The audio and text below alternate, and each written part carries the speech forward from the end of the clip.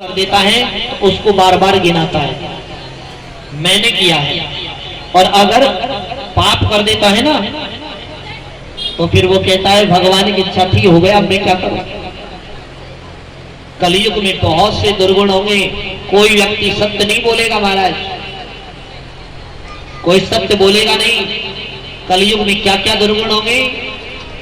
हमारी महात्मा कहते हैं घोर कलयुग जब होगा तो कलयुग में परिणाम क्या होगा। कलयुग का धीरे धीरे ऐसा असर हो जाएगा महाराज कि आगे आगे कलयुग ऐसा आवे सासू नीचे बहू पिलंग पे जेठ घूमट निकालेगा, कि कलयुग का प्रकोप हो जाएगा। अब आप देख रहे हो सब ऐसा परिणाम सामने आ रहा है। आजकल तो बहू है ना वो पिलंग पर बैठती है, आराम से बैठती, जरा सा घर का काम हो गया तुरंत सिर बांध लिया, आराम से फटकार कर सोती है, और सासू जी बेचारी बाहर चौके में झाड़ू लगाती है। जेठ घूमट निकालेगा, इसका मतलब क्या है। गांव बस्ती में जब कोई पुरुष बड़ा आदमी अगर मार्ग से निकलता था ना तो हमारी बहन बेटियां उस रास्ते को छोड़कर साइड में खड़ी हो जाती थी। आजकल नहीं खड़ी होती, चाहे जेठ जी आओ चाहे ससुर जी आओ, घूमट निकाल लियो 1.5 हाथ लंबो और उसी में से ससुर जी को गाली भी सुनाने लग जाओ। ऐसा कलयुग आएगा महाराज। और जवान जो है ना युवावस्था की बेटा वो घर में बैठकर ऐशो आराम करेंगे, ऐसा युग आएगा महाराज। और इतना ही नहीं, कलयुग में तो ऐसे ऐसी लीला हो जाएंगी जिसमें नीच घर तुलसी ठहरे, धोबी के घर गाय भरे, जब ब्राह्मण बकरी पाले। आप सही समझना, अब आजकल तो बकरियां पालने लग गए हैं कई घरानों।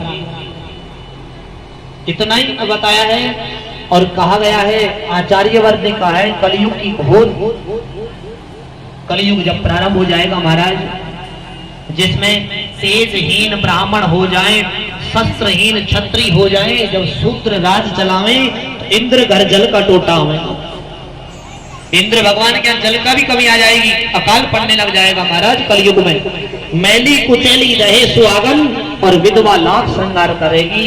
आगे आगे कलयुग ऐसा आएगा महाराज।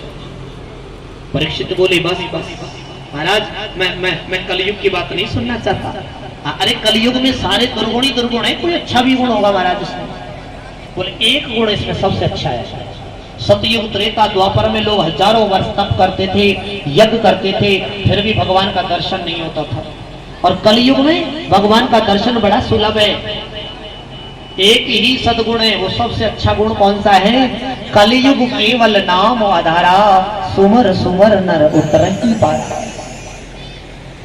प्रभु का नाम ही आधार है और उसी से भवसागर पार हो जाएगा प्राणी, ये सबसे बड़ा ही। राजन सुखदेव जी बोले, राजन अब ये बताओ, आज 7 दिन हो गए भागवत कथा सुनते, 7 दिन में तुमने मुझसे हजारों प्रश्न किया, मैंने जवाब दिया, लेकिन परीक्षित अब मैं तुमसे एक प्रश्न पूछना चाहता हूं। परीक्षित ने कहा बता। बोले परीक्षित अब मुझे ये बताओ, मैं ये प्रश्न पूछना चाहता हूं। परीक्षित अब ये बताओ, तुम कब मरोगे, ये बताओ।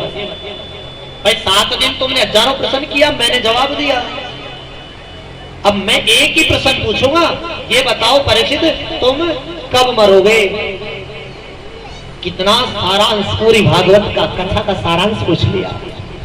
परीक्षित ने हाथ जोड़कर कहा, गुरुदेव मैंने जन्म ही कब लिया था जो मेरी मृत्यु होगी। जन्म लेना और मरना तो शरीर का धर्म है महाराज, मैं तो आत्मा हूं, ना जन्म लेती हूं और ना मरता हूं। परीक्षित ने की बात सुनकर सुखदेव जी गदगद हो गए। बोले बस बस बस, अब मैंने समझ लिया कि तुमने भागवत कथा को ध्यान से सुना।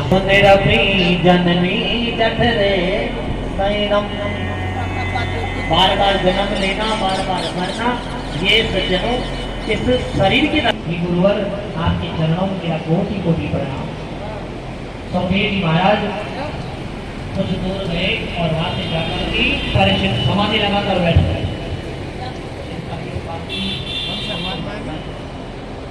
एक समाधि लगाकर बैठ